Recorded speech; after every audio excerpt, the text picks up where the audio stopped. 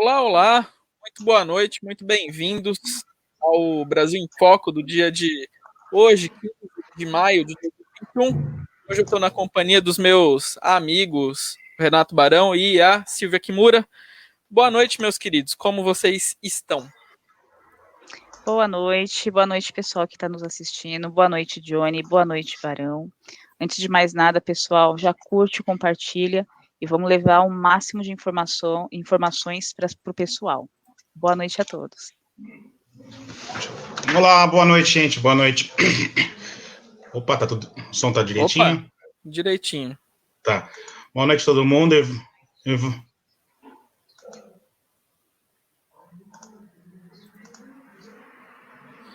E aí, vamos começar primeiro tema de hoje, um tema internacional, né? A gente não costuma muito falar de temas internacionais aqui, mas o primeiro deles é essa tensão que começou a rolar nessa semana entre Israel e Palestina. Mais uma vez, não é? Uma coisa que aqui a gente vai poder abordar diversos pontos. E, Renatão, quer começar falando você sobre o que aconteceu? Então, manda ver. Depois a gente, há algum tempo, os últimos 5 anos, a direita entrando na política, aprendendo, estudando, e vários cenários, e você conversando, cada vez que tem um clima desse, uma revolução, né? Em 2013 é mais recente, que foi a Revolução Primavera Árabe, né? E aí eu sempre penso assim, geralmente não é orgânico, geralmente é alguém colocando o dedinho, e eu tento analisar quem vai ser beneficiado, né? A primeira coincidência que a gente tem que trazer aqui, Trump não está, John Biden sumiu, já começou o caos, né? Foi muito mísseis, é muito dinheiro, mísseis são de origem de quem? Quem está ganhando com míssil? Como conseguir esse dinheiro? Né? Para que iniciar agora, nesse momento, essa ruptura na região? Né? E você vê que é muito engraçado que Israel tomou vacina faz um mês, vacinou o povo inteiro, e depois do Ramadã parece que acabou a pandemia, e já voltamos a inverter o ritmo. E aí eu tento analisar assim, qual a movimentação da Rússia, da China, do Irã, que é a parte são três poderes globalistas, o sino soviético, né, que é a China e a Rússia, e o Islã. E eu vejo que depois que teve essa pandemia, que todo mundo parece que até deu uma amenizada nesses conflitos domésticos ou internacionais, foi muito forte, foi desproporcional. Gente, 1000 mísseis, imagine, 1000 mísseis de uma hora para outra. E aí eu vejo agora o Israel indo para cima, e aí eu tento ver o que os globalistas querem na região, né? Sinceramente, se fosse um mês atrás, eu ia falar assim, foi o Islã contra os judeus e quer acabar Israel e entrar em conflito e pronto. Mas não é muito isso, eu trago até para vocês, para a gente analisar com mais calma aí. O primeiro quebra-cabeça, John Biden assumiu, e os caras apareceram com dinheiro não sei da onde, e atacaram o míssil em Israel, e quem vendeu para Israel o antidefesa para mísseis funcionou muito bem, e quem vendeu os mísseis deve ter vendido muito bem, não sei se é só dinheiro, mas essa movimentação, confesso para vocês que eu estou muito apreensivo. O que eles querem, porque a Primavera Árabe dizem que Obama incitou isso com os globalistas para tirar todos os líderes ditadores da região que não estavam compactuando com a nova ordem mundial, ou seja, com o poder mundial. Sim. E o único que teve um respaldo na proteção foi o Putin, que foi na Síria. É isso que eu vejo. E nesses efeitos colaterais apareceu o Estado Islâmico, né? Então está muito nebuloso isso daí. É só isso que eu posso levantar de dados, né? Mas, Barão, só uma curiosidade. Você acredita que essa questão global, eles querem derrubar tanto os palestinos quanto os judeus? Olha, uma coisa que eu sei que os globalistas, para implementar a nova ordem mundial, eles não podem ter os judeus, porque os judeus são um povo antigo, 5.600, é um dos povos mais antigos, porque tem a Torá, tem livros que não... Talmuds, agora não lembro agora, que são livros de aprendizados de sociedade. É o segredo do Israel. Israel ele tinha uma mania, os judeus, além de receber de Deus, ou enfim, os 10 mandamentos. Moisés recebeu os 10 mandamentos numa pedra. Se você vai analisar, uma sociedade usando aquilo, ela está bem equilibrada. E fora outras formas que eles utilizam. Entendi. Então, eles precisam apagar, assim, uma coisa é fato, eles precisam apagar Israel, a Torá, porque o pessoal vai acabar a memória, a parte cultural do Ocidente, que ali é a sede do Ocidente, Israel. Isso eu sei que Israel precisa assumir, mas eu vejo assim, por que agora, né? Ou seja, eles não param, né? Acabou a pandemia, Ramadã, acabou a pandemia, pronto. Você viu que parece que eles estavam estocados, parece que ficaram 1 ano, 6 meses só comprando míssil. Exatamente, porque foi muita coincidência, né? Foi logo assim que começou ou terminou o Ramadã? Terminou o Ramadã. Terminou, né? Exatamente. Uhum. E coincide exatamente com o período que o Biden chega no poder. Ele chega no poder, desfaz algumas políticas do Trump. Dentre as políticas desfeitas, ele injeta dinheiro na Palestina. Ele volta a injetar dinheiro na Palestina. E aparecem mísseis, como o Renato falou, muito, muito bem falado, Renato. Míssil não é barato, né? Até estava lendo um artigo hoje sobre o Domo de Ferro, que é para quem não conhece, né? O Domo de Ferro é aquele aparato que vê e enxerga os mísseis vindos da Palestina e destrói eles antes de chegar em Israel. Ele faz toda essa detecção. Só que para o Domo de Ferro ser acionado e atirar mísseis que vão ser de defesa, né? Isso já gasta milhares de dólares. Então, assim, não é brincadeirinha, não é joguinho de videogame. Não é jogar pedra no vizinho, né? É uma coisa muito mais complexa. É muito mais complexo e muito caro. Tipo, é absurdamente caro. E acho que quando a gente fala também, e acho que é bem interessante recorrer um pouco à história nesse caso, é bom lembrar que, até não muito tempo atrás, os árabes e os judeus que vivem nessa região conviviam em paz. Exatamente. E essa paz ela é retirada, né, quando a Inglaterra ela toma aquela área e ela promete para os judeus que ela vai construir ali um lugar onde os judeus vão poder chamar de sua própria terra, uma terra judaica e etc. E com isso vai muito judeu para onde é hoje Israel, e isso começa a criar uma revolta, né, naquele povo árabe, porque começa a chegar muita gente, começa a ter escassez de tudo, água, comida, etc. E aquele povo que vivia em paz começa a não viver em paz por uma intervenção exterior, exterior, né, de um até então imperialismo inglês que, se a gente for ver a história, também ferrou um monte de lugar na África, né, e por aí vai. Tanto é que muitos palestinos hoje têm reclamado porque eles estão sendo tirados das suas casas, né? Sim. Os judeus estão tomando seus lugares. Eu acho assim, existe erros e acertos de ambos os lados. Sim. Não são todos os palestinos que são extremistas. Infelizmente, a gente tem aí... É a menor parte, inclusive. É a menor parte. Mas quem faz os ataques, Silvia? Quem faz os ataques são os terroristas. Isso. Exatamente. Então, assim, uma boa parcela dos palestinos, eles não concordam. Por eles estariam vivendo em paz. Só que aí o que a gente tem? A gente tem o Hezbollah, a gente tem o Hamas. O Jihad. Também... Isso, e também, eu não sei se vocês já ouviram falar do, acho que é Mahmoud Abbas, que ele é a Autoridade Nacional Palestina. Então, assim, só que ele também faz um pouco de vista grossa para ele ir atrás desses grupos. Uhum. Então, fica um pouquinho complicado. Tanto é que nos últimos acontecimentos, tem um chefe, né, que é o braço armado do movimento islamista palestino, do Hamas, que é o Mohamed Daif. Ele já é procurado há 25 anos e o governo palestino nunca fez nada para efetivamente pegá-lo. Então, assim, a gente entende que existe uma parcela dos palestinos que querem paz, só que quem está no poder não está muito afim disso. Quer derrubar realmente Israel. E aí fica bem complicado. Desculpa, eu estava vendo o Rafael a Defense System, né, uma empresa genuinamente israelita. Olha, é tanta coisa que eu falo, será que esse tipo de coisa também, às vezes, sinceramente, me passa isso, porque não tinha por que começar o conflito agora, não tem um motivo específico.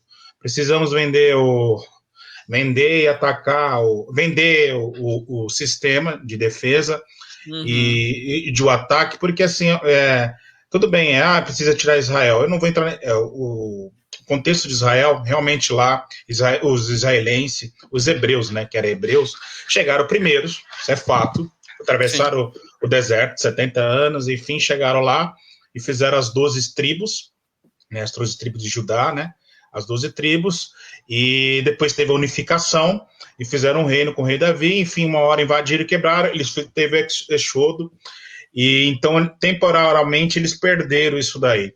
O que acontece é que depois da Primeira Guerra Mundial, o Império Otomano, que tomava conta da região, se quebra todo. Ele se quebra todo, e o Reino Unido falou, deixa que a Grã-Bretanha, deixa que eu assumo isso daí. E realmente não tinha ninguém lá, não tinha ninguém, assim, tinha Jerusalém, essas coisas. E como teve o Hitler, porque assim, eu fiz o primeiro congresso aqui em São Paulo, na sinagoga, na Tucuruvi, com um amigo nosso, Dor Leão, o Aja, e a gente falou sobre Israel e Brasil. E a gente quebrou um paradigma que todo mundo sabe, que o Lenin usou judeus para matar a família monarquia da União Romanelli. Da Rússia, os Romanovs, né? Usou muitos judeus. Os judeus eles eram segregados também lá, e pobres, e eles foram utilizados. Trotsky também era judeu, e chegou um certo momento que o Stalin falou, pronto, já usei esse povo aí, e agora eu vou matou mesmo, botou em gulag e etc. Então o pessoal fala, mas os judeus eram comunistas. Eu falei, não é que o judeu comunista, eles viviam subjugados, passavam fome, era forçado os trabalhos. Ele falou assim, vou acreditar no Lenin e vou derrubar a família Romanov. Eles fizeram isso. Só que o judeu russo do leste europeu é diferente do judeu do ocidente que estava na Alemanha. Ele já tinha os bancos, né, as famílias que vocês conhecem, bancos, eles já tinham formado os bancos, o sistema financeiro, ele era da classe média alta, e o Hitler, para poder chegar no poder, eles viram que precisava tirar eles. Por que eu estou falando isso? Então, na verdade, ficou assim, judeu do leste não querendo mais viver no terreno de Stalin, o judeu elitizado do oeste, da Alemanha, perseguido, morto. Que vinha de um holocausto, Ou seja, virou a festa do caqui, um monte de judeu. Eu sei que pedir asilo, Estados Unidos negou asilo. E aí eu viro, a gente tá com o judeu do lado leste, estamos com o judeu agora aqui da Alemanha, o que a gente faz com esse povo? E aí as Nações Unidas falou assim, a Grã-Bretanha tá com um monte de terra lá que historicamente era deles, vamos dar para eles. Aí já começou a briga, não, tem que dividir, e dividiram. Aí você já sabe do Iquipu, 73, 68, e aí você vê essa briga que é assim, religiosa. Essa terra é minha, mas só que na Torá está escrito, e o povo, todo mundo sabe, quem estuda um pouquinho, que realmente era do judeu. E em um certo momento afastaram.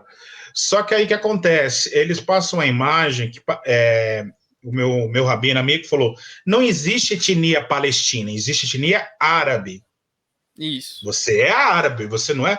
Pode ter o país, por Emirados Árabes, egípcio, por exemplo, o egípcio ele é árabe, a região, ele é árabe, mas aí a KGB, para fomentar essa briga entre os Estados Unidos, porque os Estados Unidos falou assim, é legal a gente ter um país nosso, aliado, nosso satélite, incomodando os árabes para botar um pouco de ordem. Então, desde aquela época, os Estados Unidos, naturalmente, aliado a Israel, porque os protestantes apoiam Israel, porque sabe da história, a ligação, e tem mais de 100 mil judeus só em Nova York, né? É a segunda maior colônia. Então, naturalmente, para os Estados Unidos ali, ele falou, pô, vamos botar alguém lá e pronto. E voltando para cá agora, o que eu vejo agora assim, mas já está consolidado, já está lá. Uma coisa que ninguém fala aqui, que a Palestina, a região de faixa de Gaza, já ganhou tanto dinheiro. O Lula mesmo mandou 25 milhões uma vez aí, né? Exatamente. Todo partido de esquerda filantrópico já mandou dinheiro. Manda dinheiro para lá, Eu te mando dinheiro, mais 10% eu vou te mandar lá na minha offshore, alguma coisa. Então, Isso. Eles têm muito dinheiro, não tem por que o povo está pobre na faixa de Gaza.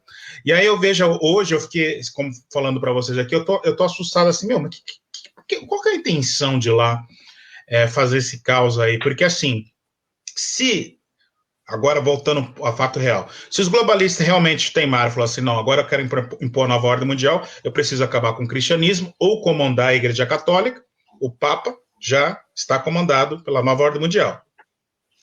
Agora eu preciso o quê? Acabar com o judaísmo, porque o judaísmo, o judeu, ele entende assim, eu sou enviado de Deus, eu tenho que seguir a palavra, eu não tenho como ser progressista, mudar, alguém vir falar, não tem nem papa. Então é difícil de você fazer um judeu virar progressista, porque não tem a centralização. Só se eu vejo agora os globalistas acelerando o processo para 2030, realmente apagar Israel da região. É a única coisa que eu vejo. E aí eu acho que, assim, é interessante até entrar na parte do pensamento, de como eles pensam, que nem a gente falou. Mas o cara que tá lá, sei lá, a criança, o senhorzinho, ele quer essa guerra?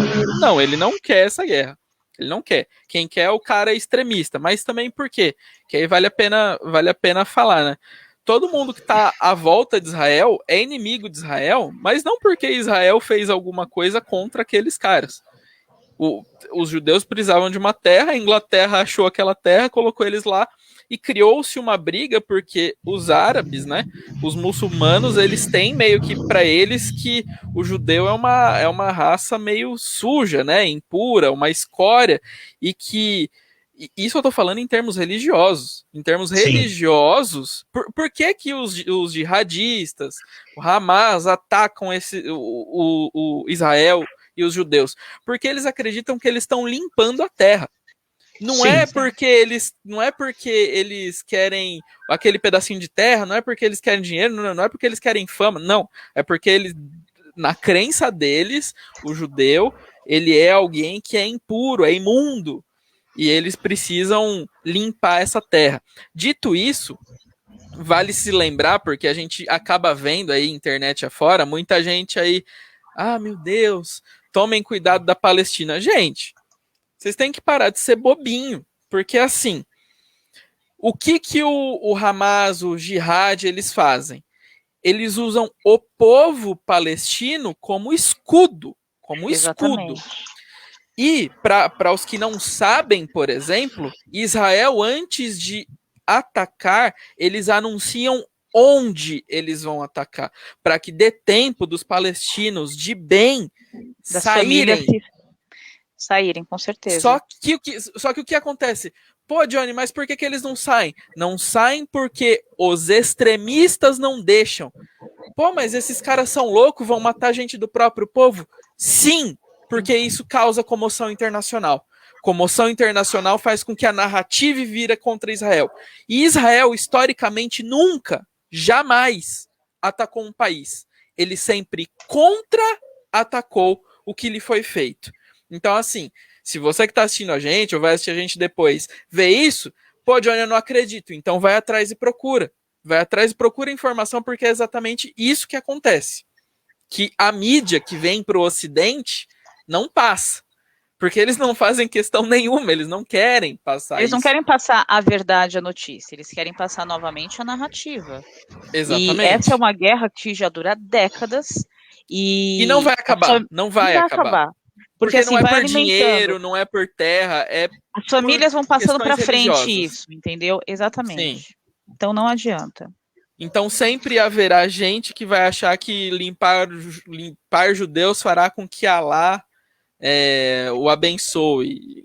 Cara, Eu vejo muito a Palestina hoje, eu vejo a Palestina como a parceria China e Coreia do Norte, e quando era a União Soviética e Cuba, que você sabe que muito bem na década de 60 estavam mandando mísseis nucleares, foguetes nucleares para colocar em Cuba, e teve negociação e etc. Eu vejo muito hoje também a Coreia do Norte, quando ela quer fazer algo na região, a China utiliza a Coreia do Norte, e eu vejo isso muito o sistema. Eu já pesquisei a fundo, às vezes realmente é vender armas mesmo, ganhar dinheiro com dinheiro, com fomentação, lavagem de dinheiro. Eu acho que chega um ponto, o caixa está zerado, e vamos fazer o quê? Vamos fazer um conflito, cria enfim, o pessoal fica com dó, e aí eu vejo um monte de partido de esquerda, como o Lula já fez, manda dinheiro para a Palestina, chega lá o dinheiro, pega um dinheirinho, põe no bolso do Hamas, para alguém. Ô, Renatão, aquelas campanhas, né? Pray for Palestine, estamos sofrendo. Aí que é legal do povo entender. Esse dinheiro que se manda, que se é arrecadado, que vai via governo federal, vai via povo, não sei o que lá. Gente, não chega na família que está passando necessidade. O dinheiro que vai você manda... Vai chegar para os que mandam lá. O dinheiro que você manda vai sustentar um míssil que vai matar israelense. Ponto. Sim. Você vê que a Hillary Clinton, ela foi denunciada na campanha eleitoral do Trump, porque o pessoal da direita, o pessoal que está chegando agora, os turistas, como diz o Alan do Terça Livre, está chegando turista agora e ele não sabe o que está ocorrendo. Na eleição do Trump, a Hillary foi denunciada que ela, com a Fundação Clinton, todo esquerdista, depois que ele acaba um cargo majoritário, ele monta ele cria uma fundação para lavar dinheiro. Aí igual que no Brasil a ZONG, né? Fundação Lula. Fundação Exatamente. Lula. Aí o que eles fizeram? A Hillary Clinton, quando teve o terremoto no Haiti, ela fez uma campanha, né? E foi todo mundo mandando dinheiro. E aí os haitianos foram lá cobrar, não receberam nada. Nada, sério. Nada. Foi pra ditadura. Foi pra ditadura haitiana. Então. E aí o que eu vejo assim... Nossa, pior que assim não tem nem motivo, né? Sinceramente não tem. Eu tava acompanhando, estão mandando mísseis. Foi alguns foguetes, quer dizer, né? Alguns foguetes estão mandando. Quando eu fui ver os vídeos, entrando em grupos, e algumas pessoas de Israel, eu falei, mesmo, o que tá acontecendo? Quando eu fui ver a quantidade de foguetes, eu falei, não estão mandando foguetes, estão destruindo Israel. Mais de 1.000. Eu falei, gente, isso é uma chuva. Nossa, é desproporcional. Claro que existe, como você falou, os radicais que têm uma teocracia na região muito perigosa, que é o Irã. Adivinha quem ajudou a colocar essa teocracia na região? Em 79, quando teve a revolução lá, o presidente era John Carter, do Democratas. Deixa para lá, já saímos da guerra do Vietnã, o povo saiu com dívida, morreu muito americano. Não vamos mais interferir na região. Olha como que está o Irã, desde aquela época. E aí sim, esse tem que preocupar, porque é uma teocracia, ou seja, lá o Estado não é laico, o Estado tem uma religião, né? Tem uma teocracia, e lá ele segue, como você falou, porque na Torá, no Alcorão, o cristão e o outro que não tem religião e os judeus são infiéis, né? São pessoas subjugadas. E aí é o que eu falo para vocês, além de ter taquia e etc, eu falo assim, como que eu vou andar com uma pessoa que na própria religião informa, se as outras pessoas não seguem, são sub-humanas, você tem que utilizar. Para você conquistar algo, você tem que fazer a taquia, que é a mentira pela religião. Então eu vejo assim, calma, dá para fazer parcerias comerciais, mas não dá para ficar bem juntinho deles, porque... Não dá para ter aquela convivência, né, mais próxima, não tem como. Somente no Irã. O Irã financia o Hezbollah, que está aqui na Venezuela, que está junto com o PCC, que está na região do Foro de São Paulo, junto aqui indiretamente com Lula. Sim. Então, para ver quanto mais próximo o Estado que parece estar, não é? Às vezes parece que é uma coisa tão longe, né? Mas ela tá tão perto. E não perto. Tá tudo junto. Não. E eu fechando, concluindo nessa parte aí, saudade do Trump. Deu uma saudade do Trump? Pois é, o cara que ia acabar com o mundo no período dele não teve guerra nenhuma, né? Bom, enfim. Foi só o outro assumir, já começou a desgraça. Sim. Saudade do Laranjão. Queria que ele voltasse logo. Exatamente. Vamos. Já falamos bastante de coisa internacional, mas essa semana aí também teve vagabundo querendo condenar inocente. Hashtag vagabundo. CPI do Renanzão, né? Porque não dá pra falar que é do Covid, é a CPI do Renanzão. Aí eu quero perguntar pra vocês, começando aí pela Silvia. Vagabundo. Né? Pegando frase de Flávio Bolsonaro. Vagabundo pode ou não pode condenar alguém?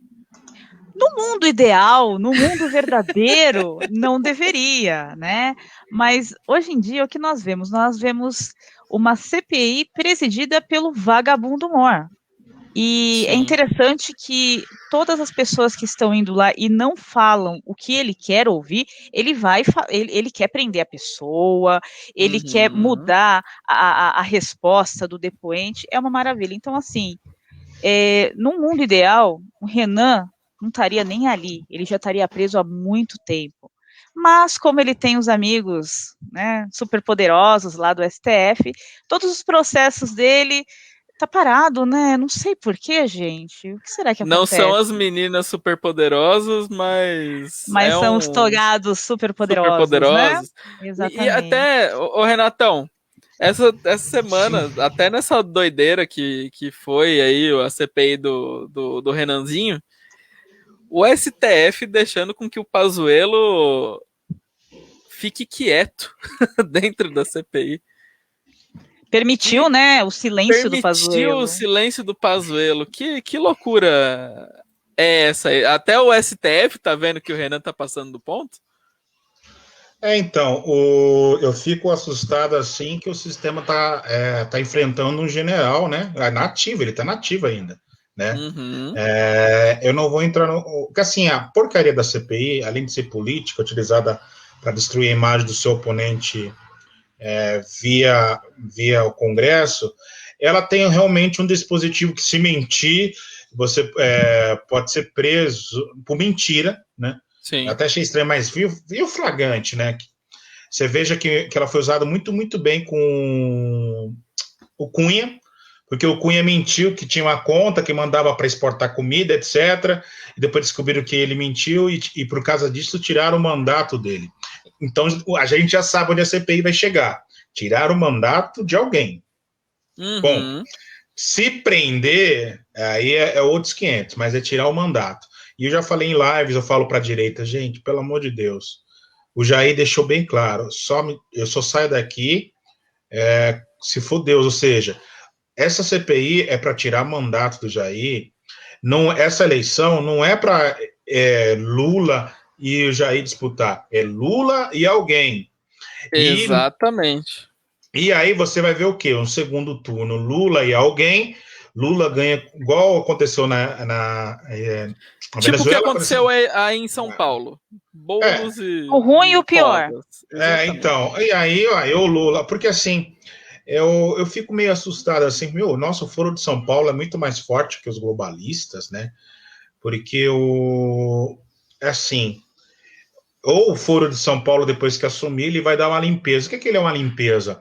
Todos os proprietários de terras que são independentes, tchau, vou substituir pelo do Partidão, todas as pessoas do Exército pelo Partidão, e vai virar todo mundo do Partidão, mas vai ganhar dinheiro ainda, vai ter agronegócio, vai ter... Porque eu vejo assim, não é possível que o Foro de São Paulo tem mais força que os globalistas, ou é a mesma... Eu juro que eu confesso que eu falo assim, para onde eles querem ir esse jogo, né? A primeira coisa que eu vejo nós somos colônia da China, isso é fato. Sim. Pela lei de 25% de terras de pessoas estrangeiras agricultáveis, né, eles estão focados no agronegócio, porque eles sabem que é onde tem o dinheiro. Então eu vejo assim, meu Deus, o Lula é a carta forte no baralho, porque você viu o que o STF fez, e a CPI, que foi colocada pelo Barroso, que empurrou. Botando sobre o Renan era do Partido Comunista, o Renan manda mesmo em Alagoas por um fator que ele está mais de 40 anos, ele usou todas as estratégias de esquerda, ele tem emissoras, parcerias, então ele toma conta do quarto poder de emissoras lá. Ele já foi ministro da Justiça no Fernando Henrique, então ele deve ter dossiês enormes, indicação de promotores na região. Ele usa a esquerda quando convém, movimentos sociais. Ele não deixa nascer uma oposição. Eu já conversei, por que o Renan manda aí? Enfim, você vê que apareceu o Arthur Lira, o Colo na região de Alagoas, mas o Renan... Não vingaram, né? Não vingaram. Não vingaram. E aí eu vejo assim, o Renan, resumindo, essa CPI, os dois líderes, que um é do Manaus, Osmari, né, e o Renan, são os que têm a ficha corrida mais suja. O sistema deve fazer assim, ó, vocês dois, ou faz o serviço ou prendo vocês. Porque não é possível que é só quer se meter. E aí, resumindo, essa CPI, se caçarem o mandato do Jair, eles já estão felizes. Eles não querem saber. Certeza. Porque, assim, o intuito deles é tirar o Bolsonaro de qualquer disputa, porque, assim, se entrar o Lula ou qualquer outro poste, vai dar no mesmo, porque vai estar com eles, entendeu? E essa é a intenção deles. Eu só vejo, assim, que o Lula, a gente sempre respira um pouco, ou não, quando morre um ditador, porque aí tem um vácuo de poder.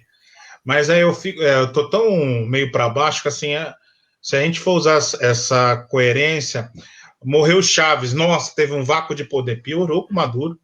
Sim. Pior. É isso que eu falo assim, o sistema tem o Lula, mas deve ter outro pior atrás. Enfim, e aí eu vejo que o Renan... parabéns, chamou de vagabundo. Ao meu ver, até o Renatão, falando sobre isso, eu enxergo já o pior. O pior é um João Dória. É um Eduardo Leite. Nossa, eles não têm... Imaginem, porque assim, até a gente pegando e analisando também, né? Um Ciro... É que assim, como é que eu posso explicar? Eu vejo que tem o cara que é mais de esquerda que ele ainda vai votar no Ciro Gomes, mas tem uma grande massa da população, e a gente comprova isso aqui em São Paulo. Tem aquele cara que, assim, ele assiste Globo, só que ele viu tudo que aconteceu com o Lula. Então ele não vota mais nem no Lula e nem no PT. Ponto. Ele não vota. Só que ele vê a Globo, ele assiste a Globo, então ele não vota no Bolsonaro porque ele acha que o Bolsonaro... Blá, blá, blá. E aí ele vota no Dória. E ele acha que o Dória é bom. Do mesmo jeito que tem muita gente, eu conheço o pessoal do Sul, que tem gente que fala assim, pô, mas o Leite tá fazendo o que pode. O cara acredita nesse cara, entendeu? É porque o cara tem lábia. E cai no que a gente estava falando até um pouquinho antes de entrar no ar sobre o Covas, né? Sobre, até puxando um pouquinho para fora do assunto da CPI, como que, pelo cara estar com câncer, por estar em estado terminal, né, o Fasano já até falou que ele morreu, então se já morreu ou não, se, né, o que aconteceu, mas o pessoal afirmar, começa... Ele morreu já. Vou afirmar o procedimento que a gente tem, quando qualquer coisa ocorre, tá? Quando o hospital fala que não tem mais reversão do quadro dele, algum dia... Não, eu posso falar porque aconteceu isso na família. Quem chega aqui agora? Há 2 dias faleceu a prima da... Opa! Beleza? Vamos lá. Beleza, meus queridos. Continua aí, Renatão. Então, há 2 dias atrás, meu primo entrou em contato e estava entubado dois primos deles, o mais velho, de 50 anos, e a de 45 anos, a menina. Certo. Chamaram a família que tem mais equilibrada, né, emocionalmente, e falou que o quadro não é irreversível. Quando o quadro é irreversível, que a pessoa teve morte cerebral, você não vai desligar, não tem respaldo de eutanásia, ou você espera uma cardiorrespiratória e o tempo, mas a pessoa já faleceu com morte cerebral. Irreversível não tem mais o que fazer, ela está ligada por equipamentos. Então, quando o Fasano acelerou e falou ontem, ele falou, eu vi depois que era irreversível, significa assim, ele já teve morte cerebral, estão esperando ter uma parada cardiorrespiratória, mas, enfim, pela lei ele está vivo, mas o Covas já era. Agora, deixar aqui a bola para você. A pessoa se confunde muito à direita. porque o cara fala bem, o cara tem uma roupa, fala português correto, e pensa que ele não é um genocida, não é um ditador, mas os atos deles, que agora você vai detalhar, acho que é até interessante detalhar depois, os atos que ele fez em São Paulo é coisa de louco. Sim, sim. Totalmente. Santi, boa noite, meu querido. Acho que seu microfone tá com um pouco de interferência, que ele tá chiando bastante. Mas tenta dar um oi agora? aí. Melhorou. Agora foi. Um pouquinho. Não, tranquilo. Enquanto você vai falando aí, a gente até vinha falando, né? Atos que ele fez. Você, Renato, que é daí de São Paulo, pode até falar melhor. Mas eu acho que pra gente que é de fora da cidade de São Paulo, olhar e ver que, por exemplo, ele soldou porta de comércio. Eu tinha um comércio, eu vou falar por mim, tá? Dia 16 de março teve a primeira vítima e eu falo para vocês no restaurante, só informar que faleceu no 16 de março, isso. Já foi 20% a menos, a gente marcava os números. Na terça, 20%. Quando começou a mídia falar, alertar, já ficou 40%. Na sexta-feira, 80% antes de declarar o estado de emergência. Eu falei para a Fernanda, olhei para ela e falei assim, nossa, só em saber que morreu a primeira pessoa, na sexta-feira a gente perdeu 80% do nosso faturamento, e quando a gente estava vindo de uma crise, 2015, a gente não tinha caixa, era 0-0, empatou. O que é empatar? Você fatura, mas você consegue pagar fornecedor, pagar aluguel, água, prestação de luz, você consegue pagar o salário, você pega o seu dinheirinho que você sempre estava incluso, que é o seu lucro, né? Mas você não tem fluxo de caixa, não sobra dinheiro lá para você pegar. A gente não tinha nenhum. E aí o Dória, o primeiro ato que ele fez, assim, ele fechou a galeria. Só que a gente estava dentro da galeria, então a gente perdeu o nosso cliente. 15 dias. Não, 15, 30, 60, 20. E aí foi indo. E aí não deixou. Aí não tivemos respaldo de aluguel, não tivemos respaldo de condomínio. E aí essa foi a primeira sacanagem, porque eu falei assim, não precisava entrar nesse pânico. O primeiro mês tudo bem, mas o segundo mês já dava para ter implementado os EPIs, os negócios, tratamento já imediato. Tinha hospital de campanha. Já, que na verdade estava cheio de água, a EMB, né? E o Pacaembu. Mas o principal que o Dória fez aqui foi ser utilizado para fazer marketing com aquelas covas ali do cemitério, soldar comércio. Eu chorei não, mas fiquei emotivo, porque assim, na semana que o Dória estava, as pessoas começaram a ir para o camelô, ir para a rua, vender leite, que negócio. E ninguém fala isso, ele aumentou o efetivo de rapa na pandemia. Você não conseguia ficar na rua. Isso, eu falei, que isso? Apareceu um monte de laranjinha. A Paulista sempre teve, mas apareceu mais. E aí tem contatos falando assim, ele aumentou o efetivo de rapas mesmo. Não é para ter... Possibilitou ainda mais as pessoas de ganhar o seu pão. Basicamente foi isso que ele fez. Sim. E o mais grave foi que eu estava fazendo a pesquisa aí, ele junto com... Acho que o principal, junto com Dória, em nenhum momento, e até hoje eu recebo denúncia, implementar o tratamento preventivo, ou o tratamento imediato. Você vai no OBS, ainda está o protocolo antigo, você vai no OBS, está com sintomas, espera 6 dias, mas você volta para casa com dipirona ou loratadina. Diferente do meu pai, diferente da Clau, que passou no hospital particular. Você está com suspeita do sintoma, você fez exame, você já começa o tratamento imediato. Deu negativo, você não morreu porque tomou um remédio a mais. Sim. Se você deu positivo, já deu. E aqui em São Paulo, eu fui procurar, agora, final do mês de março, que ele está afastado, está mais o Ricardo Nunes, a secretária de saúde mudou o protocolo, que agora indica que todo mundo procure os hospitais. Só que fui procurar, ainda não é a prática de tratamento imediato. Procure os hospitais cedo. Mas lá pode já sair com a receita? Não. Ele faleceu, morreu, e ainda em São Paulo não existe tratamento preventivo.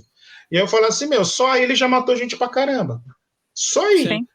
E aí quando a gente fala que ele fez muito mal à cidade de São Paulo, e como eu postei hoje, que ele leve consigo né, no seu leito tudo de mal que ele fez para São Paulo, tem muita gente que ainda se os indigna. passapanistas, né? Os exatamente. passapanistas estão ofendidos, né? Porque quando a pessoa tá para morrer, é impressionante que ela vira santa. É isso que eu tava aqui Entendeu? irritado. Todo mundo esquece as merdas que a pessoa fez, entendeu? Todo mundo esquece.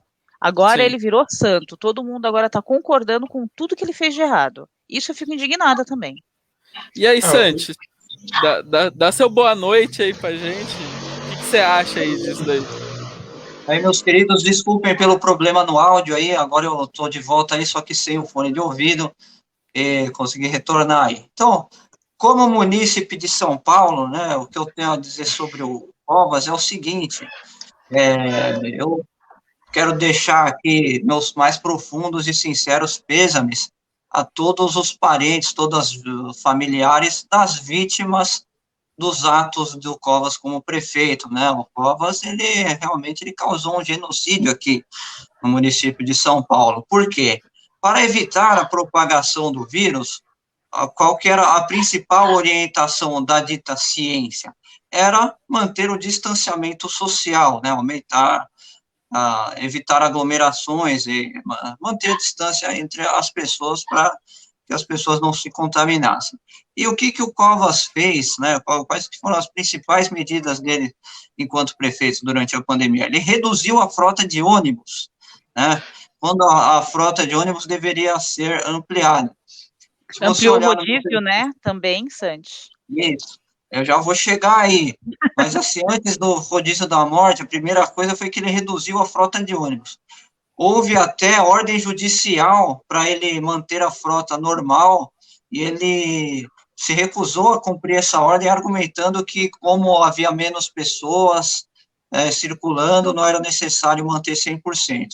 Ora, a redução do número de pessoas era justamente para ficar menos aglomerado. Se você reduz a frota de ônibus proporcionalmente à redução do número de pessoas, você manteve as pessoas aglomeradas do mesmo jeito.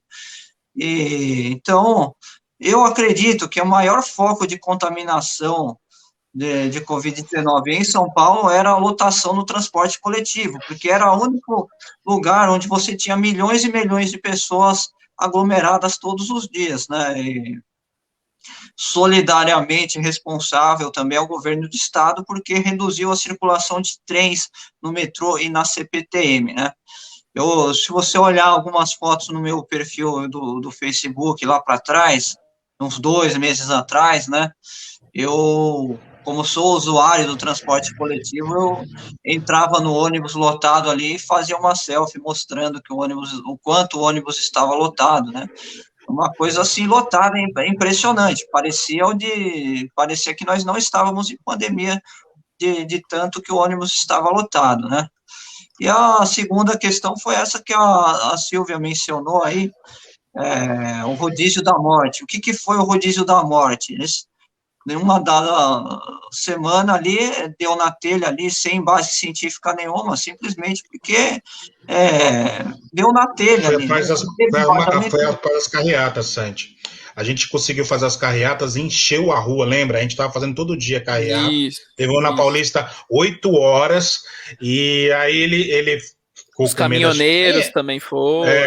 Foi depois disso. O objetivo era esvaziar as carreatas para o Bolsonaro que estavam havendo, mas a justificativa científica não houve. Não teve.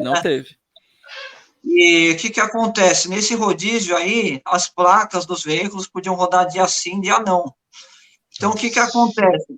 Todos os dias, milhares de pessoas que precisam sair de casa para trabalhar e que anteriormente iriam de veículo, aquelas pessoas foram para o transporte coletivo. E até tem matéria publicada pelo sindicato dos ônibus aí, não sei exatamente o nome do órgão, mas é algum órgão de sindicato dos empresários do transporte coletivo, que mostra com dados, com números ali, que houve um aumento significativo no número de passageiros no transporte coletivo durante aquela semana do rodízio, que a gente chamou de rodízio da morte, em razão de ser um fator que aumenta a propagação do vírus. E naquela semana a gente registrou ali, 15 dias após, um aumento acentuado ali no número de mortes. Então, como as pessoas que se contaminam, quando elas vêm a óbito, na média de uns 15 dias após, esse aumento acentuado no número de mortes, 15 dias após esse rodízio da morte, leva a crer que esse foi o fator causador desse aumento de morte, sim. Então, direto e indiretamente, ele matou milhares de pessoas.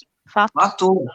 Eu não sei se vocês assistiram aí a entrevista da mãe do ator Paulo Gustavo, né? Ela deu entrevista no Fantástico aí, e na entrevista ela é emocionada, ela diz que quem rouba na pandemia comete assassinato, né? Quando concordo com ela. E aí foi ruim para a narrativa, né? Foi ruim para a narrativa que ela não falou o que eles queriam, né? Foi ruim, inclusive está alinhado com o discurso do Bolsonaro. Se vocês podem perceber que quando ela falou isso, a jornalista que ela estava entrevistando fica extremamente desconfortável.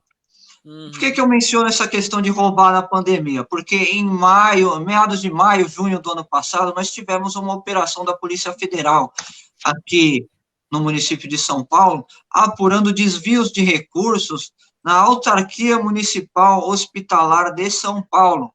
Quer dizer, a Polícia Federal estava na cola da administração municipal aqui por conta de desvio de recursos.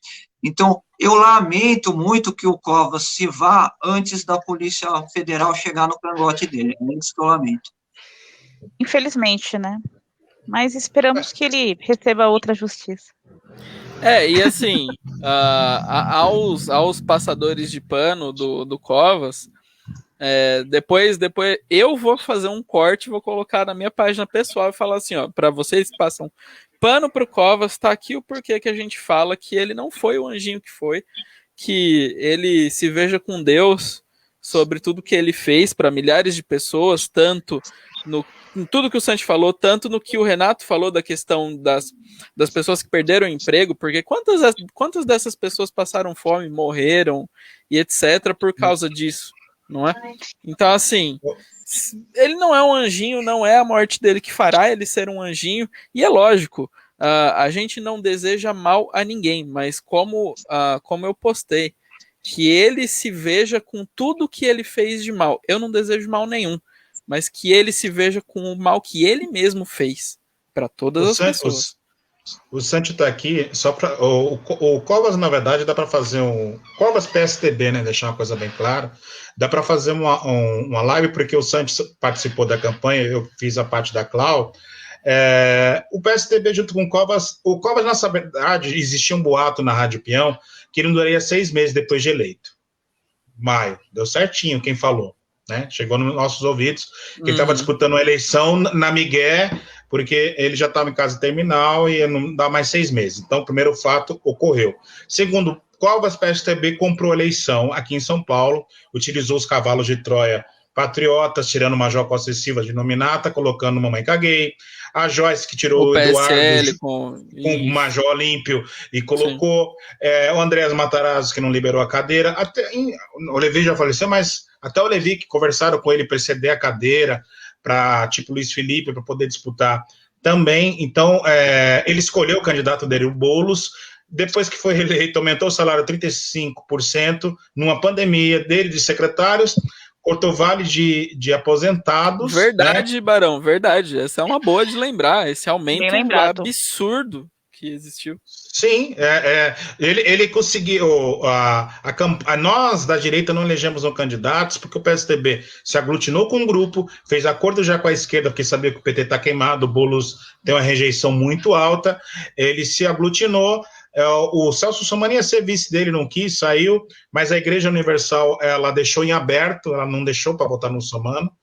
E aí o Mamãe Caguei, ele tirou a nominata de um candidato forte, Major Costa e Silva, tirou a nominata que podia ser o Luiz Felipe pelo PSL, e tinha um plano B que o Levi poderia sair e deixar a vaga para outro, não deixou, não sei que se o PRTB porque não deixou, e ele ganhou a eleição, quer dizer, o PSDB ganhou a eleição usando o nome dele, e ele cobrou todo mundo utilizar EPIs, materiais de segurança, dividir 50%, as pessoas fizeram isso, investiram isso, chegou perto do Natal, acho que para derrubar o Jair, pegou, fechou e foi ver a final do time dele. Um cara com câncer, foi para o Rio de Janeiro, pegou avião, com máscara, foi assistir, deixou a gente preso, falido, e foi assistir o jogo. Esse é o Bruno Covas, né? Não precisa falar mais nada. Exatamente. E essas pessoas que estão passando pano deveriam pensar e lembrar um pouquinho disso, porque, mas ele estava doente com câncer. Quantas pessoas nesse interim também estavam com câncer, tiveram outras doenças e teve sua saúde agravada por conta da pandemia, porque fechou-se tudo. Então é muito fácil você hoje falar assim, não, ele estava certo de ir lá assistir o jogo com o filho, enquanto prendia todo mundo. Gente, cadê a coerência? Um pouquinho de coerência não faz mal a ninguém. Fora a pauta cultural que ele entregou já faz 4 mais os anos, quase 8 anos aqui, a Secretaria de São Paulo, entregue pelo PSOL, e liberou Vidas Negras Importam na Paulista, com negócio lá. Isso é uma pauta da esquerda, de minoria, a gente sabe disso, não é que a gente é contra os negros, mas é uma pauta de divisão racial e citação de guerra racial, né, quando vocês vão falar que existe um conflito entre brancos e negros importa toda a vida. E ainda utilizou mãozinha comunista nos faróis da Paulista. E o pior, virou imundícia em São Paulo com tanto dinheiro que ele investiu em bloquinho carnavalesco aqui em São Paulo. Mais de 400, 600, 4, 5 dias a cidade parada e um monte de morador de rua. Gente, ele conseguiu ser pior que o Haddad. Na boa, de coração. 90 milhões ele só gastou 90 milhões no Anhangabaú, não precisava.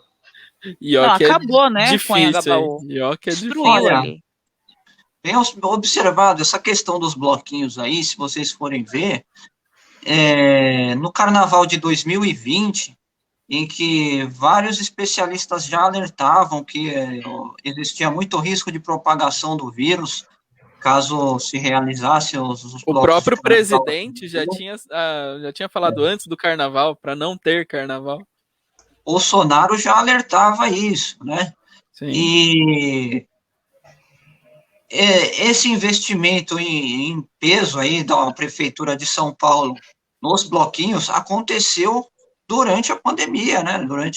Ainda não havia registrado o primeiro caso oficial aqui em São Paulo, porém existia o grande risco de estar alguém contaminado sem que ninguém soubesse, e daí houvesse uma grande propagação do vírus. E a Prefeitura de São Paulo não só manteve a liberação para os bloquinhos, como investiu dinheiro nisso. Então, é um genocídio intencional.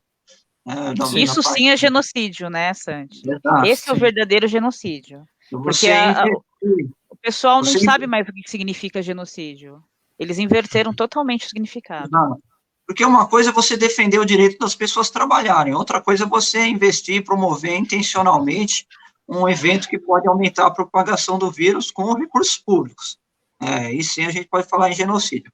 Agora, quanto ao que vocês falaram aí em relação ao fato da campanha, né, dele ter feito a campanha eleitoral já sabendo que não governaria até o final, que ele assumiria aí logo em seguida, iria a óbito, né? Só queria fazer um comentário aqui, que eu conheço pessoas que votaram nele por causa disso. Né, que não votariam nele para ele administrar São Paulo. Isso, Santi? Nossa Senhora, como jogar seu voto no lixo? Nossa. Ô, Santi. E é plausível, é plausível. A pessoa me falou, olha, eu não votaria nele para ele ficar 4 anos, mas eu estou votando nele porque eu sei que quem vai administrar é o vice, né, porque o vice... O vice era da base do Haddad, foi vereador base do Haddad, quando o Haddad foi prefeito, só para lembrar, né? Nesses momentos, eu acho que deveria ter um exame psicotécnico para as pessoas votarem, porque não é possível uma pessoa dessa votar, gente, pelo amor de Deus. Mas é plausível. É plausível, porque como nós já conversamos aqui, ele chegou a ser pior do que o Haddad.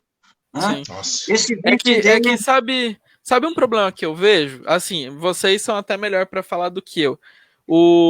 Eu até esqueci qual que é o nome dele mesmo, do vice. Eu tinha falado Ricardo ontem. Nunes. Ricardo Nunes, isso. O Ricardo Nunes, ele é ligado um pouco à Igreja Católica, né? Vocês me corrijam se eu estiver errado, mas até onde eu dei uma olhada, ele é um tanto quanto ligado à Igreja Católica e etc. Só que ele é um cara totalmente esquerdista, ele é um cara totalmente progressista. Então, MDB, assim... né? Partido dele MDB. é MDB. Já fala tudo, MDB, pronto, você já sabe a lástima que é, né? Então, assim... se alguém, que nem o Santi falou, se o cara votou sabendo que o Covas não ia sobreviver, pra colocar lá um cara do MDB, que é infiltradinho dentro da Igreja Católica, pra converter um monte de gente pra um progressismo, gente boa que não pode ser, desculpa. Não, gente boa não é, mas vamos fazer um comparativo entre Ricardo Nunes e Covas. Por que o voto dessa pessoa é plausível? O MDB é base de apoio do PT? O PSDB também é. Sim. Mas o MDB ele está menos à esquerda do que o PSDB. Porque o PSDB é social-democrata em definição. O MDB é um partido que não tem ideologia definida no seu estatuto, né? Tem muita gente de esquerda no MDB, mas dentro do MDB existe muita gente que está muito mais à direita do que o PSDB.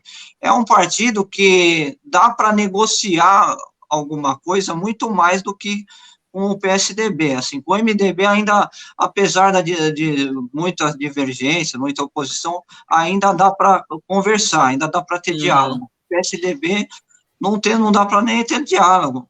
O pior nível de oposição que nós temos contra o Bolsonaro hoje é o PSDB, eles estão jogando mais sujo até do que o PT. Então, se trocar o Covas pelo Ricardo Nunes, chega até a ser um bom negócio. Sim. Até como a gente já está aqui na finaleirinha, vamos passar pelo último tema rapidinho, que foi a questão da semana aí do STF, né? A questão do Toffoli, né? Que foi a Polícia Federal, pediu ao STF que fosse aberto um inquérito contra o Toffoli por conta dele possivelmente ter vendido, né, algumas de suas sentenças. Obrigado, Silvia. Vamos tentar passar rapidinho por esse tema. E o Fachin negou o pedido da Polícia Federal, né? Por que será, né? Por que será, né? O que vocês me falam, Silvia? Você que tá quietinha aí, eu já falo que assim, né, o Fachin já começou com uma frase linda, né, que não existia idoneidade da declaração do Cabral. É engraçado que uma pessoa, o sujo falando do mal lavado, né, porque, enfim, o Cabral está fazendo uma delação premiada, e aí ele também está delatando um dos Supremos maravilhosos, né, e aí ele fala, não vou aceitar isso não, meu amiguinho aqui, a gente anda junto, não vou aceitar. Não, você está mentindo.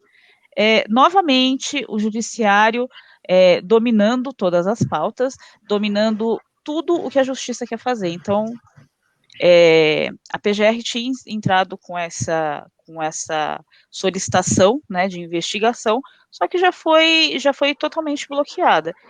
Eu gostaria muito, muito que uma vez na vida os nossos queridos Supremos fossem investigados e retirados dos seus cargos, porque eles não têm idoneidade para julgar, nem tampouco salvar o amiguinho, né? Eu fiquei revoltada. Ô, Barão, se gritar ali no meio, pega ladrão, o que sobra ali do meio? Eles se abraçam. Tá tudo viciado, né? O problema é que a gente não tem poder, a parte cultural a gente deixou de trás, mas a gente não, se a gente tivesse poder de fato, que é o poder de aglutinação de pessoas em mídia, eles não estariam lá. Tá viciado a STF. Ele foi indicado por a maioria está envolvido em corrupção, ponto. A maioria está envolvido em indicação partidária de partidos que estão ligados alguns em Foro de São Paulo, PT, e ali é um circo, né? O problema é que nós estamos na rua aqui, a gente é ativista, dá uma enfraquecida, some o povo, enfraquece, acho que agora voltou. e agora a gente tem uma pauta bem clara que é o voto auditável, mas a gente, assim, você que é brasileiro, patriota, o STF é um dos problemas, a gente vai resolver, uma hora vai, a gente tem tanto outros, hoje é o voto impresso, elegeu Jair, depois indicação de ministros, e assim, por mim não era para estar lá, acabou, indicação do PT para PSDB não tem validade nenhuma,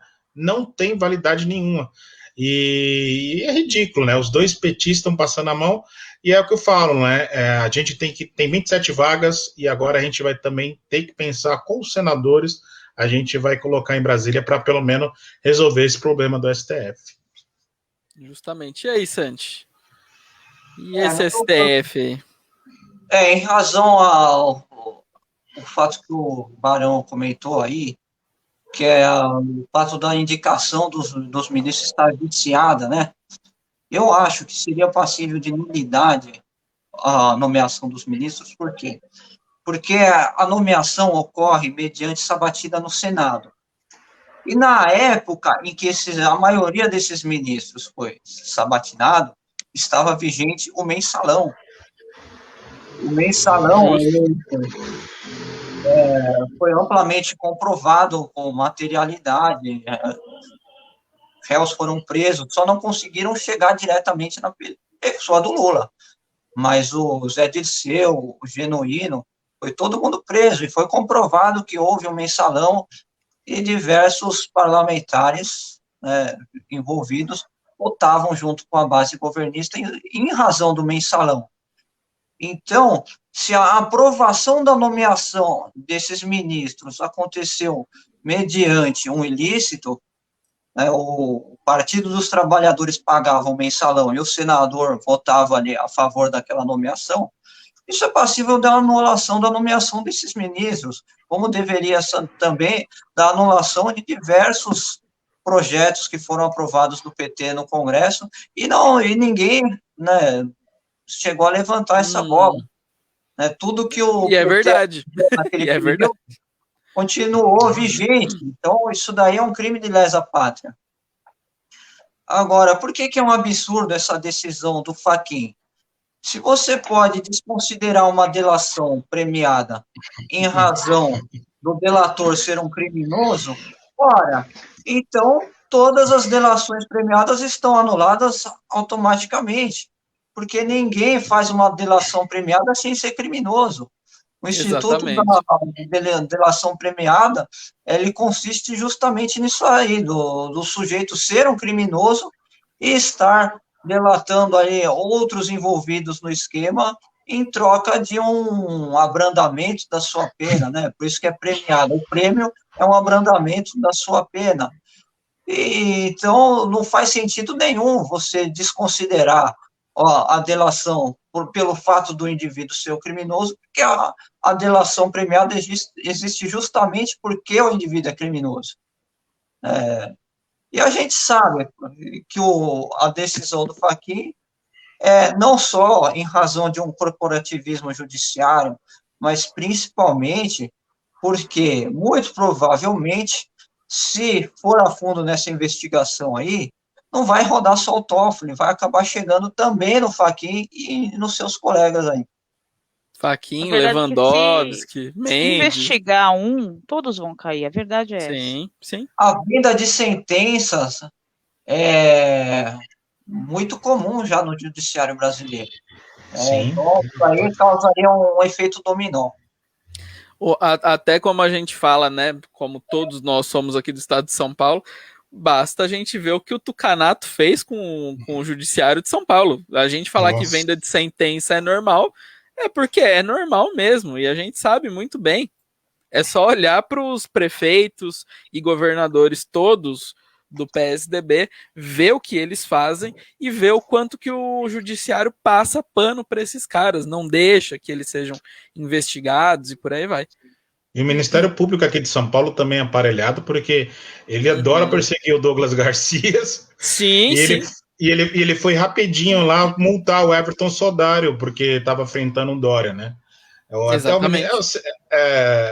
É São os poderes, né? Que existe vários poderes e parabéns à esquerda, gente. Vocês demoraram 30 anos, mas vocês conquistaram tudo. Tudo. Sim. Só a nossa mente que não, e o povo que votou no executivo, que é o Jair. Mas conquistaram tudo. Vocês têm o judiciário, vocês têm a quarta mídia, né? Você tem a parte cultural, ou seja, tem a parte editorial, educação, e aí você vê que uma coisa que ocorreu, acho que foi em Franca, não lembro, que um cara falou assim, olha, toque de recolher ainda não só o presidente e o Congresso pode fazer, e é irreal que esse prefeito está fazendo, que é um decreto. Ainda não estamos no comunismo para chegar qualquer um e pegar e fechar a cidade, até porque você viu que, graças a Deus, o Jair conseguiu dar uma peitada, trocando o comando do Exército, trocando o comando da Polícia Federal. Você viu que diminuiu um pouco, porque por eles, nós estaremos desde janeiro fechado o toque de recolher. Sim, com certeza. Bom, em relação ao aparelhamento, em relação ao aparelhamento do Ministério Público, né, eu queria só mencionar um fato importante. Essa última semana aí que nós tivemos a operação policial lá do Jacarezinho, né, na qual, lamentavelmente, faleceu um policial civil, entre os objetos das apreensões que a Polícia Civil do Rio de Janeiro realizou ali, foi encontrado documentos do Ministério Público que foram vazados. Que mostravam quando que ia ser feito a entrada da polícia, né? Exato, tinha a informação sobre essa operação da Polícia Civil, né? Se os documentos eram do Ministério Público e foram vazados, chegaram na mão dos criminosos, provavelmente foi vazado do Ministério Público, porque da Polícia Civil é muito difícil que a Polícia Civil vazaria os documentos boicotando a própria operação, né? Pode acontecer também, mas é muito mais provável que esse vazamento tenha acontecido de dentro do Ministério Público. E esse vazamento que foi o que ocasionou tanto a morte do policial civil quanto a morte dos 27 criminosos. Porque caso os criminosos não tivessem previamente a informação de que haveria essa operação, os policiais conseguiriam ter chegado ali no fator surpresa e reunido os criminosos sem que eles tivessem reagir, e aí não teria iniciado o tiroteio. Então, o integrante do Ministério Público que vazou essa informação é responsável por essas 28 mortes. Com certeza. Sim, fato, é isso mesmo. Bom, pessoal, já vamos chegando aí a quase 1h10. Falamos até de um tema, né, do tema Covas, que não estava no escopo de hoje para a gente falar, mas acho que a gente precisava falar, não tinha muito como não falar. Ô, Johnny, só fazer um adendo, antes de você encerrar, por favor. Gostaria de parabenizar todos os patriotas que hoje fizeram uma grande carreata em prol do Bolsonaro. Parabéns a todos, viu? Foi lindo, maravilhoso, eu vi os vídeos. Era só isso. Tem que parabenizar, porque foi muito bonito, de verdade. Ordeiro, né? Não teve caos. Parabéns à como sempre, né? A direita não teve infiltrado, porque a gente tem que deixar uma coisa bem clara. A gente não pode cair na armadilha do Capitólio. Eu sempre falo sobre isso daí, né? Então a gente vai para a manifestação, apoio o Jair, tem um protocolo, polícia, viu algo saindo diferente, chama a polícia, porque a gente não pode ser taxado velhinho, tiazinho do Zap Zap, criança, pessoas já vi cadeirante sendo taxado como terrorista. Não, né? Então... na última, no dia 1º, que o Santi infelizmente não pôde estar lá, mas pra gente, nós três, eu, Renato e a Silvia, que estávamos lá, a gente viu gente com andador na rua, gente de cadeira de rodas na rua, gente com 80 anos ou mais na rua, de verde e amarelo, criança. Então, assim, foi coisa linda. E hoje também foi, tanto aqui em São Paulo como lá em Brasília, foi muito bonito. Em 15 dias a gente conseguiu encher a rua, esquecendo que Dia das Mães, o Jair já meteu um monte de moto. Que foi maravilhoso também. Foi lindo também. Estão querendo fazer também aqui em São Paulo, e no Rio de Janeiro já está marcado, né? Quem quiser ir para o Rio lá e puder, acho que é dia 27, eu vou confirmar a data aí, Mas lá é vida louca. Eu não sei qual é o lugar que o Jair vai andar de moto. Pô, Renato, no você Rio. tinha que ter sua moto, né? Eu tô tentando, meu. E aí vale também falar uma coisa, né? Que por conta desses últimos 15 dias de grande movimentação pública, mostrando as mídias e tudo mais que vem acontecendo, a mídia contra-ataca, mostrando em pesquisas totalmente lisas e perfeitas, Totalmente como a do lícitas, né? totalmente.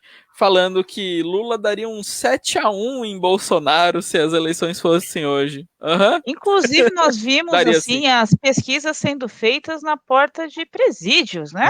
Eu vi os vídeos. Pois é. Aí Só a gente assim, falava, né? Pois é. A gente falava zoando, né? Mas não é que eles fazem mesmo? Não, e o pior é que a mulher não gostou que filmaram constatado. ela, né? Você viu, Foi Renato? constatado. Não gostou, ela ficou, não pode me filmar, pode parar. Rapidinho, eu já fui pesquisado na Marcha para Jesus, uma marcha que eu consegui entrar, eu vi o presidente Magno Malta, a Meire Lopes, a Clau, e lá tinha uma moça com cabelo rosa, estagiária da faculdade, não lembro qual, e ela estava fazendo para a Datafolha mesmo, a pesquisa, ela pegou a Meire e fez a pesquisa. Quando a Meire falou, conservadora, patriota, babá, aí a gente, vamos fazer também. Vocês estão com ela, não precisa. Ali tinha umas 7 pessoas, ia ser igual a Meire, parecido. É assim a pesquisa. Juro, é assim. Eu falei, nossa, desse jeito, que é uma estagiária, que dá pra ver com a cara progressista, cabelo rosa, fez com uma, vocês não precisam, mas você vai fazer por uma amostragem, então faz de um grupo, o grupo tinha 6, pelo menos 2 do grupo. Não, fez a Meire e não quis fazer mais ninguém. E ela ficou isso na Marcha para Jesus, e narrativa, sabe o que saiu na segunda-feira? A gente ficou monitorando, 60% da Marcha para Jesus não se declara não votar no Bolsonaro. É assim que é. É assim que é. Bom. Já vamos ter a grande farmácia de manipulação, né, da mídia. Já começou. Eu queria saber se o Datafolha vai soltar uma pesquisa informando qual o nível de satisfação da população com o governo Haddad, né? Porque segundo o Datafolha, o presidente hoje é o Haddad. Não sei se vocês lembram aí que pelo Datafolha... Verdade. Santi, até a Marina Silva era presidente, segundo o Datafolha. Então é isso. Cenário de segundo turno, quem lembra? Marina Silva ganha de Bolsonaro no segundo turno. Nossa Senhora. Então, o Datafolha não tinha nada que estar avaliando a satisfação com o governo Bolsonaro da população. Tinha que estar avaliando a satisfação com o governo Haddad. E o resto, né, contradições. Eles deveriam continuar vivendo no mundinho paralelo deles, né, Santi? Porque eles ainda, até agora, eles não se conformaram que eles perderam. É aquela criança irracenta, entendeu? Sabe aquela criança chata? É eles. A mídia está mais revoltada que ano passado ele fez o MP, que as pessoas, a empresa não precisava declarar o faturamento, né, o DRE, pelo jornal impresso. Pelos jornais. Né? Aí o ridículo daquele Maia sentou, o Jair botou de novo, passou. Menos, agora, nesse ano com o Arthur, menos 150, pelo amor de Deus, as coisas, eu tenho que declarar no jornal. milhões. Eu declaro no Facebook, é público, no Instagram. Sim. Enfim, eles devem estar muito putos com essas coisas assim, mas, como diz a Silva, parabéns, praticamente em 3 semanas, povo na rua, e enquanto tiver CPI, eu acho que vai ser sempre assim, porque é uma forma de você quebrar a narrativa e você coagir, porque assim, tenha certeza, parabéns a Bia Kicis, que conseguiu, junto com o Arthur Lira, apesar de tudo, Arthur Lira, mas o voto auditável está caminhando, e a comissão com presidência e relatoria, nossa. De direita. Enfim, aí a gente está indo, mas no momento certo, eu acho que no momento certo dá para colocar mais gente na rua ainda, isso é fato. Sim, com certeza. Com certeza. Bom, pessoal, 1h14, o papo tá muito bom, como a gente sempre fala, né? Pela gente, a gente pegava aqui uma cervejinha, abria e começava a falar por mais umas 3 horas aqui sobre um monte de coisa, mas... Fazer podcast, né? Depois fazer corte de 3 horas e o pessoal tá ganhando dinheiro, hein? Tá ganhando dinheiro com isso. 3 horas de podcast, depois faz outro canal só de corte 10 minutos. A gente tem que começar a pensar nisso, hein, Renatão? A gente tem que começar a pensar nisso, hein? Sério. Bom, mas pessoal, muito obrigado por tudo. Silvia, começa por você, depois Renato, Santi. Claro. Seus boa Primeiramente, obrigada, Johnny, obrigada, Barão, obrigada, Santi. Gostaria de agradecer a todos que nos assistiram até o presente momento, ou vão nos assistir amanhã. Novamente, não esquece de curtir, compartilhar, e lembre-se sempre que informação é tudo. Então, muito obrigada, boa noite e bora pra cima. Isso aí. Renatão, contigo. Uma ótima noite, agradeço aí. Vamos rezar para o Israel, né? Israel precisa, é o bastião do Ocidente, é a base do Ocidente, e, enfim, que eles consigam resolver da melhor forma. E aproveitem, compartilhem, viralizem. A comunicação é o quarto poder, nós estamos desiguais, e iguale esse número aí, para a gente trazer informação para o pessoal aí. Isso aí. Santi, contigo. Isso aí, muito obrigado pela oportunidade de estar mais uma vez em companhia tão brilhante. Peço desculpas pelo atraso aí, e vou ser sincero, eu atrasei porque eu acordei atrasado. Eu acordei, olhei no relógio, era mais de 8 horas, já eu falei, vixe, aí eu mandei mensagem pro Johnny, aí, posso entrar no meio da live? Então agradeço aí pela compreensão aí. Foi muito bom, você foi o nosso elemento surpresa, Santi. Foi, pô. O Cook deixou dormir? São todos policiais, o policial sempre tem que fazer um elemento surpresa aí na operação, né? Justo. Chegou para brilhantar a nossa live, pô. Mas assim, eu estou trabalhando em média umas 70 horas por semana e chegou uma hora que eu capotei e acabei nem ouvindo meu despertador, então mais uma vez me desculpem aí. Agradeço também a audiência do nosso público tão seleto que dedicou 1h20 do seu tempo a nos dedicar a sua ilustre audiência aí. Muito obrigado. E eu quero dizer a todos aí que encham seus corações de esperança, porque a situação do governo Bolsonaro não é essa catástrofe que está sendo pintada na mídia, né? Você assiste o jornal, parece que o governo Bolsonaro está derretendo, né? Mas o que acontece? O governo Bolsonaro, ele faz dos limões uma limonada, está aproveitando esse momento estratégico, né? Enquanto o foco da atenção está todo na mídia, o governo está trabalhando para tocar toda a agenda governista e está fazendo várias coisas avançarem. Como vocês bem mencionaram aí, o voto auditável está avançando, também está avançando a reforma tributária, reforma administrativa.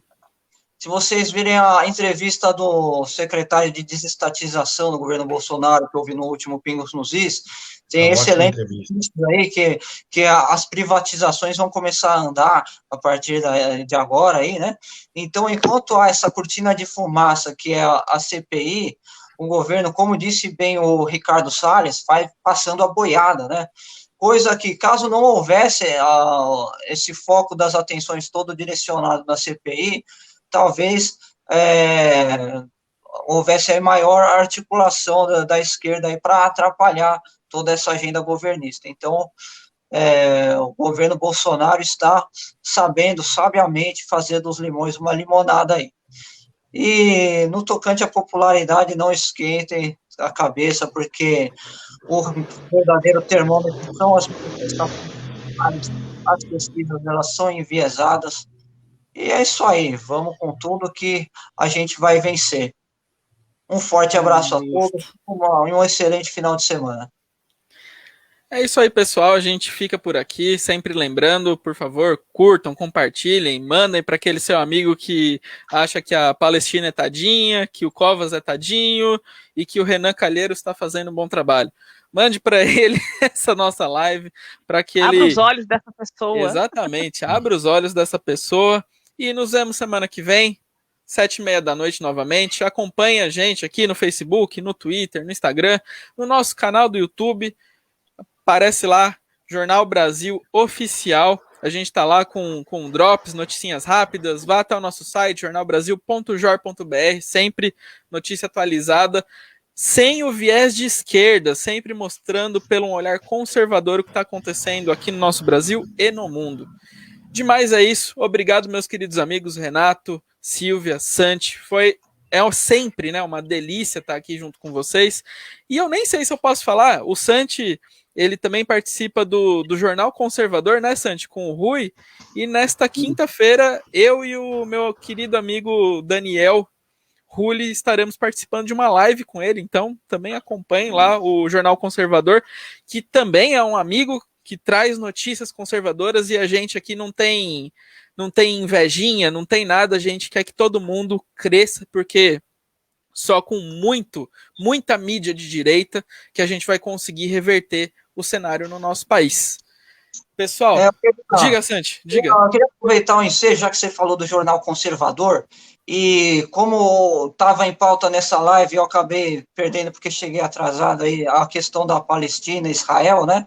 Eu vou abordar esse tema da Palestina na terça-feira, no Boteco do Reaça, que ocorre lá no Jornal Conservador. Porque o que acontece? A causa palestina, ela foi aliada do nazismo na Segunda Guerra. É um fato que a imprensa e todo o sistema encobre, né? É encoberto, né? Então, até hoje, na região da Palestina, existe uma apologia ao nazismo. Eles consideram que Hitler foi um herói. Então, não percam na terça-feira que nós vamos abordar esse assunto aí. É isso aí, pessoal. Então, tamo junto, brigadão, fiquem com Deus. Bom final de semana a todos e até mais. Aí.